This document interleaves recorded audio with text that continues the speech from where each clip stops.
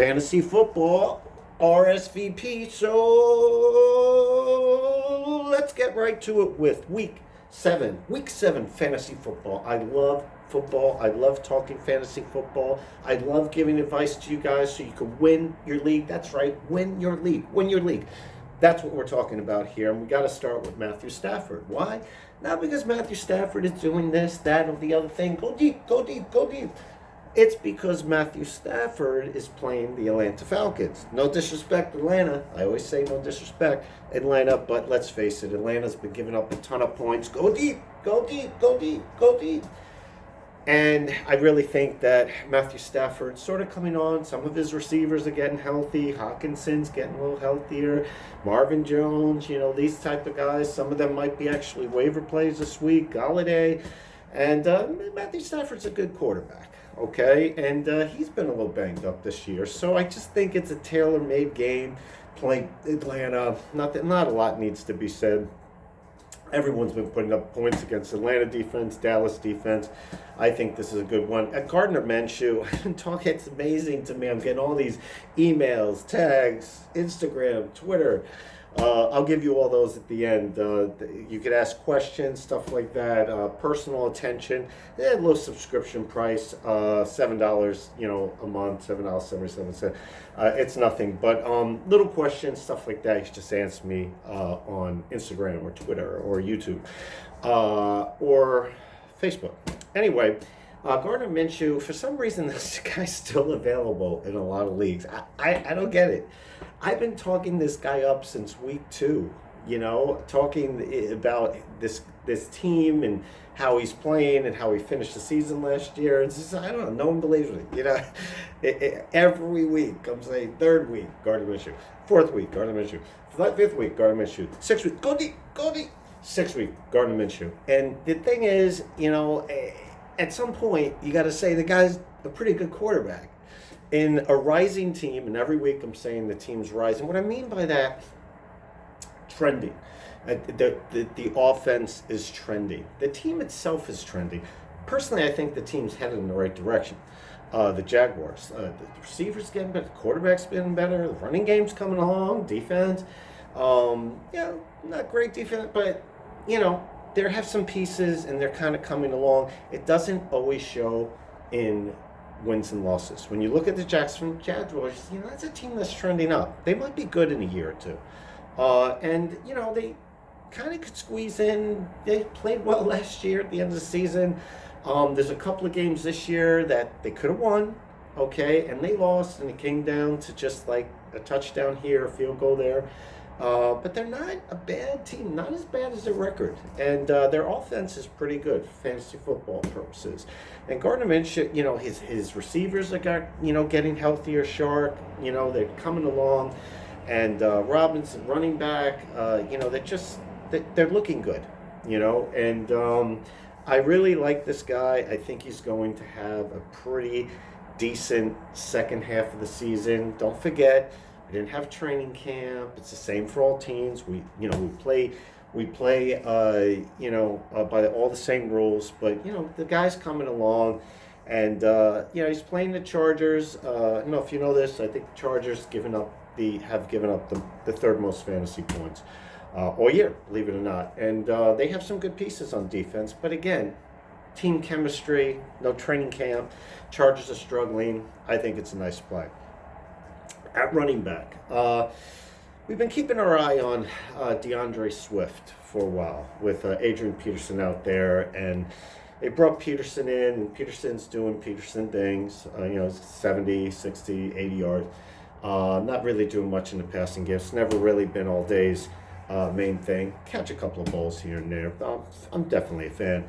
But, the Swift, at some point, you got to start thinking. It's amazing to me in fantasy football that people don't actually think this way. And why I actually do well, which I probably shouldn't say here, because I do play in leagues myself, but it's not about me. It's about, it's about you. It's about, the fans out there and giving advice. That's more important to me than winning my league, although I wouldn't mind winning my own league as well, which I only kind of do with, a small group of family and friends. But I run a lot of leagues as commissioner. But one thing I keep talking about every year, and no one ever listens to me, is print out the season schedule for everyone. I have it on my Facebook page if you want to download it, or Instagram or anything like that. And basically, download it and start preparing for the last 2 or 3 weeks of the season and the playoffs. Start picking up players that are sort of conducive to that. It's just intelligent. You have to outthink your competition. I tell people this all the time. No one does it. They go into the playoffs with the worst matchups, and then they wonder, like, Dean, my record was better than yours, or I had more points than you, and you always slam me in the playoffs. Well, there's a reason for that. I'm building for the end of the season and the playoffs. I'm building my team up. So sometimes I'll take a loss or, give up some points here and there during the season, make the playoffs, and knowing that my team is getting better prepared. Maybe not now for these weeks here in the middle season, but they're getting prepared for the matchups in the playoffs. And look at game script. We talk a lot about game script here, more than any other show, in my opinion. And I love all the shows. I watch all of them, get great ideas. Big fan, supporter of all shows. But one thing I try to do is talk about game scripts more than anyone else. And that's where you get the advantage. And Detroit's not going anywhere. They're not making the playoffs, okay? The Lions are not going to be in the playoffs, period. So at some point, okay, when people say, yeah, but Adrian Peterson's getting all these carries and he's splitting it and it's a dynamic duo with him and DeAndre Swift, that's true on the way it looks today. But come playoff time, okay, when Detroit Lions are eliminated from the playoffs and have no way of making the playoffs, which is happening every single day now, I mean, with their record, that they're not going to playoffs. Do you continue as a coach to play Adrian Peterson, okay, who is at the end of his career, and you can't build a team around him? Big fan of it all day. But do you continue to play a guy, then instead of playing a guy and making him lead back DeAndre Swift, which is a young guy that you can build a running attack behind, not only now, but many years to come? So they're going to want to see what they have in him. Can he be a lead back? Can he handle the workload? And these are the questions that are going to become important to the Detroit Lions at the end of the year. They're not making the playoffs. Plain and simple. Not making the playoffs. Go deep. And so, you have to start thinking this way. This is a guy that could become very important towards the end of the season and towards the playoffs when they start showcasing him more and more and more to see what they have. Okay, so that's how you have to think about Devontae Freeman, and Devontae Swift, and he's going against Atlanta's defense, who can't stop anyone. Need I say more? Kind of focusing Week 7 Atlanta. No offense to Atlanta and the Jets, but I mean, you got to take what they give you. You got to play the hand that's given to you, and I like both teams. Anyway, I like Devontae Freeman. Not so much the matchup per se. Eagles actually not bad against the run. The reason why I kind of like them, be honest, Devontae Freeman is he's getting a lot of volume, and the Giants have to try to run the ball or they're just going to beat up on Daniel Jones. I know this. I'm a Giant fan from New York, okay? I even like to say what fans I'm from on social media platform, but I don't care. I like who I like, but I don't give advice based on who I like. Anyway, Devontae Freeman's getting a lot of touches. He's getting like 20 touches a game, sometimes more. And the Giants have to establish the run and the short passing game, or they're just going to unload on Daniel Jones. And even if they're behind, which, believe it or not, the Giants' defense is pretty good. After one game, okay. After 2 games, okay. After 3 games, after shutting down the Rams and almost being part of that game, at some point, you just have to say their defense is actually not bad. Their defense is keeping them in games. Okay, so, I kind of like, Devontae Freeman. They'll get their opportunities. There seems to be no team going up by 5 touchdowns against the Giants like the Jets. So they're going to establish a game. And even if it's a good defensive line, you got to like a guy who's getting This is deep sleeper time, week 7. You got to like a guy who's getting 20 touches that probably is still available in some waiver wires. I mean, when are you going to get a week 7 waiver wire play on a guy that's available in a lot of waiver wires? It's getting 20 plus touches, And it doesn't matter, so much when you say, people were talking about Aaron Jones last week, and he's going against Tampa Bay, and don't play him. And I said to people, just play him. And they're like, why? I said, Aaron Jones gets touchdowns, and all he needs is to break one. That's it. One play, one. And you get 20 touches, against a great defensive line, all it takes is one. One 30, 40-yard run, and all of a sudden, it's going to be a decent day. Now, you're watching Aaron Jones, people, he put up 20, he put up a touchdown, okay, which I said he would put up a touchdown. I played him. He's on my team. I played him, okay? Hands down, I played him. I didn't care about Tampa Bay Bucs. And if you watch the game, there's a couple of plays called back. One that went for like 30 yards, okay, on a pass play. I think it actually went for more than 30. It was like 30, 35. It was a great passing play, went out of back, and they called it back. It was like some illegal pick or some, I don't know, whatever it was. It wasn't the greatest call. But that play got called back. Maybe it was offensive holding, I think. I don't know. But it wasn't really holding. It had nothing to do with the play. And, you look at his numbers, you go, Aaron Jones had a decent day. He put up double-digit point. You throw in that 1 or 2 plays that got called back, you're talking about not just a good day, a pretty good day. And that's what happens, when you get 20 touches. All it takes is one. And don't forget, Devonta Freeman catches out of the backfield very well. Okay? As far as wide receiver, T. Higgins, Bengals. Okay? Something's going on there in Cincinnati. I don't know. Something in the water. Something in the water. It's something going on there in Cincinnati Bengals. Excuse me. They're trending. They're trending up. They had one bad week. Granted, they played the Ravens. A lot of teams have bad weeks against the Ravens. In fact, the Eagles were having a bad week against the Ravens. And then 2 plays that I'm not saying were lucky, but 2 plays that they were fortunate enough to get that they could have not gotten winded up being big plays. And all of a sudden, the momentum started to switch. And the Ravens actually played, this is why you got to watch the games. They started playing the prevent defense. They weren't playing the normal defense. They didn't think there would be enough time for the Eagles to actually come back. And that's what was going on in that game. They were just playing back, let them run out the clock. But what happened is they forgot Carson Wentz was on the other side of the ball.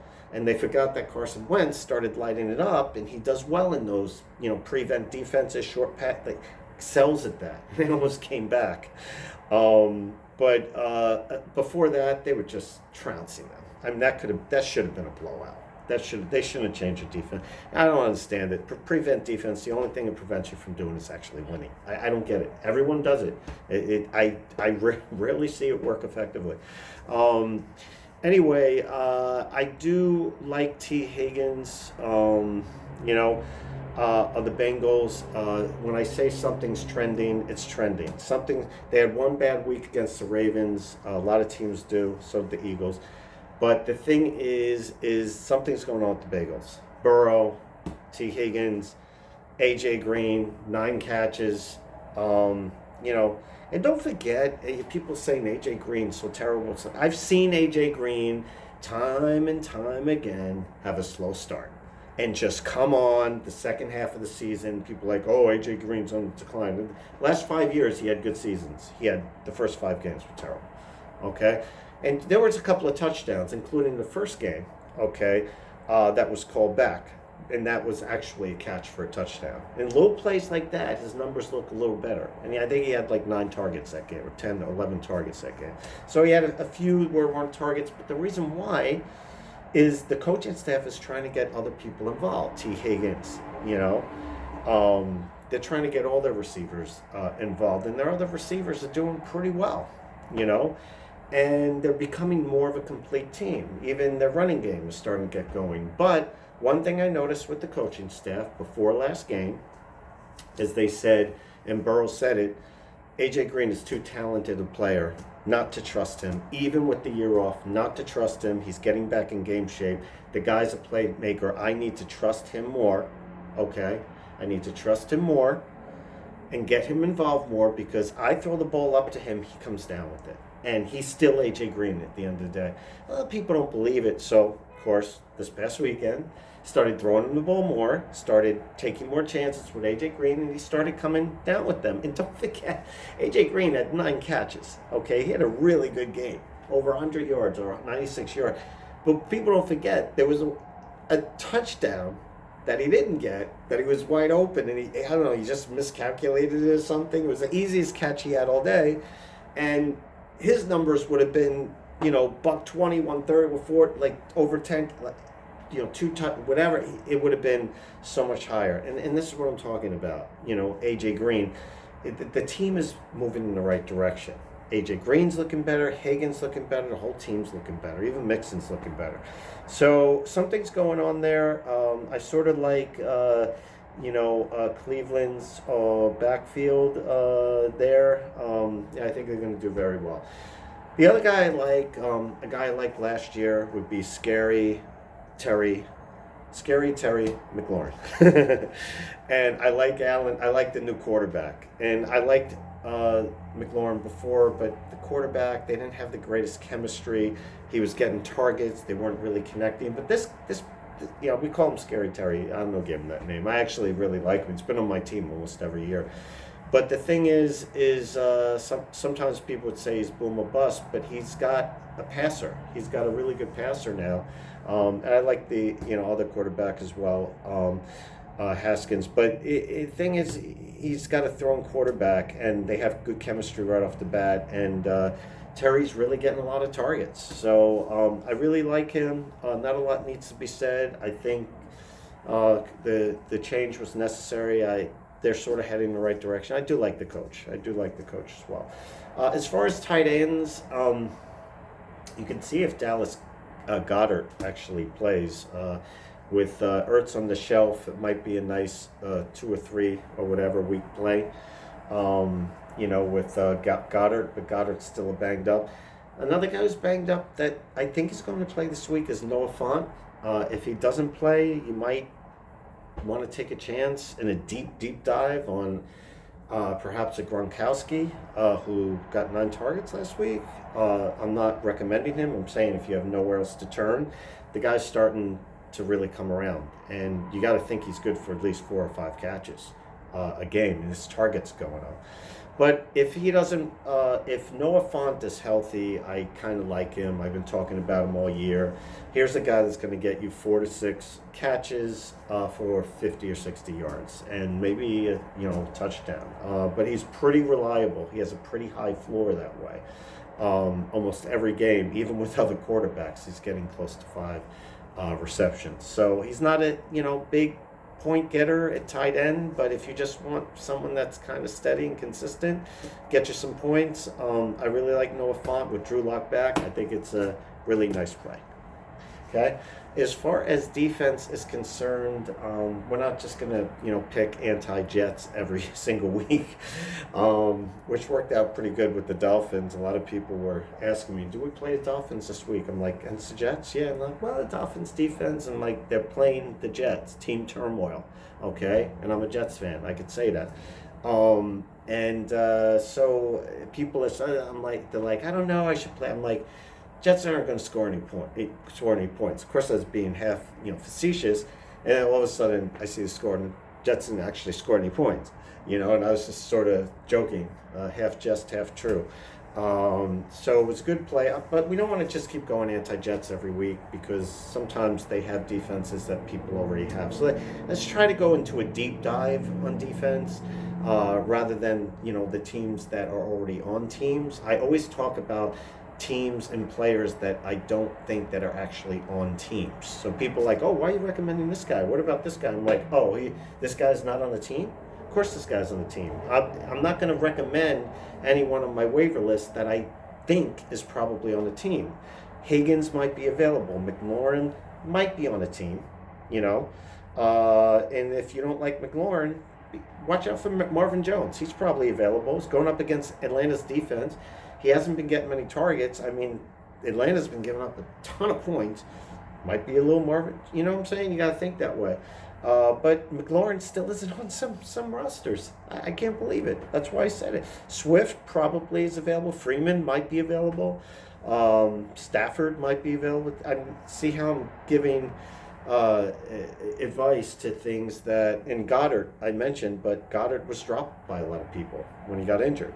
So sometimes he's back on the waiver wire again. Same with Noah Fant. We mentioned a few there. Gronkowski is available on a lot. You don't know. I mean, this guy starts to catch fire, starts getting in good game shape. He could be good for 5 or 6 catches, 50 or 60 yards, maybe a touchdown. You know what I'm saying? As far as defense is concerned, in a deep dive past all the good teams, I hate to say this because I'm a Giant fan, but I will say I do like the Eagles' defense, only because in our league, in a lot of leagues, you get like a point for every sack. And the Eagles actually sack a lot of quarterbacks. And I don't know if you've been following, you got to read the injury reports. I do.